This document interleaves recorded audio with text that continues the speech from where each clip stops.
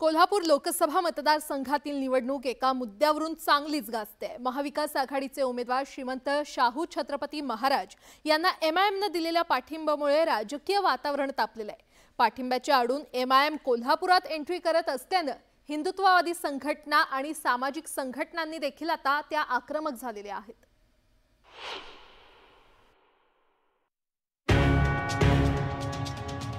महाविकास आघाडी आणि महायुतीत कोल्हापुरात चांगलीच चुरस निर्माण झाली आहे। काँग्रेसचे उमेदवार श्रीमंत शाहू छत्रपती महाराज आणि शिवसेनेचे उमेदवार संजय मंडलिक यांच्या प्रचाराचा धूमधडाका सुरू झालाय। पण त्यातच एमआयएमचे खासदार इम्तियाज जलील यांनी महाविकास आघाडीचे शाहू छत्रपती यांना पाठिंबा देण्याचा निर्णय जाहीर केला। त्यावरून जिल्ह्यात जोरदार राजकारण सुरू झालंय। पाठिंबा देऊन एमआयएमला जिल्ह्यात प्रवेश करायचा आहे, या मुद्द्याकडे मराठा क्रांती मोर्चाने लक्ष वेधलं। प्रेशर टाकणारी जी काही अशा ज्या संघटना आहेत आणि काही पक्ष आहेत, ह्या लोकांनी एक जे हिंदुत्ववादी छत्रपती शिवाजी महाराजांची मी भूमिका मांडत असताना माझ्यावर जर काही अफजल खान आणि औरंगजेब लोक अंगावर घालत असेल तर हे कोल्हापूरच काय महाराष्ट्रात कोणी आम्ही खपवून घेणार नाही। आमची भूमिका ही स्पष्ट आहे आणि कुठल्याही परिस्थितीत कोल्हापूरचं भिवंडी होऊ देणार नाही, बेरमपाडा होऊन देणार नाही, यावर आम्ही ठाम आहे। एमआयएमने दिलेल्या पाठिंब्यावर महाविकास आघाडीने सावध भूमिका घेतली।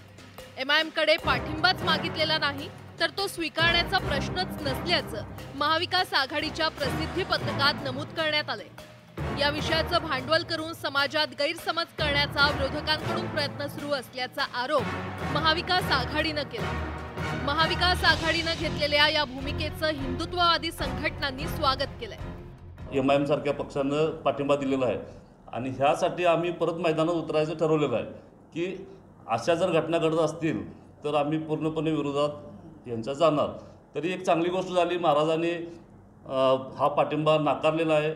या निर्णयाचा आम्ही सकल हिंदू समाज आणि सर्व हिंदुत्ववादी संघटना स्वागत करत आहोत। पाठिंब्याच्या मुद्द्यावरून राजकीय गदारोळ सुरू झाल्यानं एमआयएमने पत्रकार परिषद घेऊन सर्व आरोपांना उत्तर दिले।